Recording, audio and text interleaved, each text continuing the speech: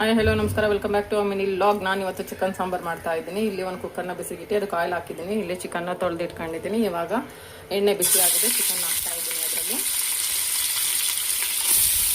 ನಾನಿಲ್ಲಿ ಬಾಯ್ಲರ್ ಕೋಳಿ ಸಾಂಬಾರು ಮಾಡ್ತಾ ಇರೋದು. ಊರಿಂದ ನಮ್ಮ ಅಪ್ಪ ಬಂದಿದ್ರು ನನ್ನ ಜೊತೆ, ಹಾಗಾಗಿ ಚಿಕನ್ ತರಿಸಿದ್ದೆ. ಒಂದು 2 kg ಕೋಳಿ ತರಿಸಿದ್ದೀನಿ, ಸಾಂಬಾರು ಮಾಡ್ತಾ ಇದ್ದೀನಿ. ಇವಾಗ ನಾನಿಲ್ಲಿ ಈರುಳ್ಳಿ ಖಾರನ ಗ್ರೈಂಡ್ ಮಾಡಿ ಇಟ್ಕೊಂಡಿದ್ದೀನಿ. ಈರುಳ್ಳಿ, ಬೆಳ್ಳುಳ್ಳಿ, ಕೊತ್ತಂಬರಿ, ಶುಂಠಿ ಮತ್ತು ಗಸಗಸೆ, ಚಕ್ಕೆ ಇಷ್ಟೂ ಗ್ರೈಂಡ್ ಮಾಡಿ ಇಟ್ಕೊಂಡಿದ್ದೀನಿ. ಇದಕ್ಕೆ ಸೇರಿಸ್ತಾ ಇದ್ದೀನಿ. ನಾನು ಇದಕ್ಕೆ ಸಾಲ್ಟ್ ಆ್ಯಡ್ ಮಾಡ್ತಾ ಇದ್ದೀನಿ. ಹೀಗೆ ಬೇಯ್ತಾ ಇರಲಿ. ನಾನಿವಾಗ ಕಡಲೆಕಾಯಿ ಮತ್ತು ಖಾರದ ಪುಡಿ, ಧನಿಯಾ ಪೌಡ್ರನ್ನ ಪೇಸ್ಟ್ ಮಾಡಿ ಹಾಕ್ತೀನಿ. ಇದಕ್ಕೆ ಗ್ರೈಂಡ್ ಮಾಡಿ ನಾನಿಲ್ಲಿ ಈರುಳ್ಳಿ,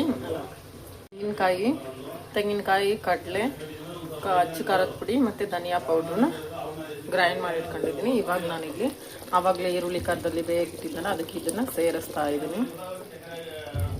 ಫೈನಲಿ ಇಲ್ಲಿ ಸಾಂಬಾರು ರೆಡಿ ಆಗ್ತಾ ಇದೆ. ಇನ್ನೇನಾಯಿತು, ಒಂದು 5 ನಿಮಿಷ. ಈ ಕಡೆಗೆ ಮುದ್ದೆಗೆ ಇಟ್ಟಿದ್ದೀನಿ. ಮುದ್ದೆನೂ ಅಷ್ಟೇ ಕುದೀತಾ ಇದೆ.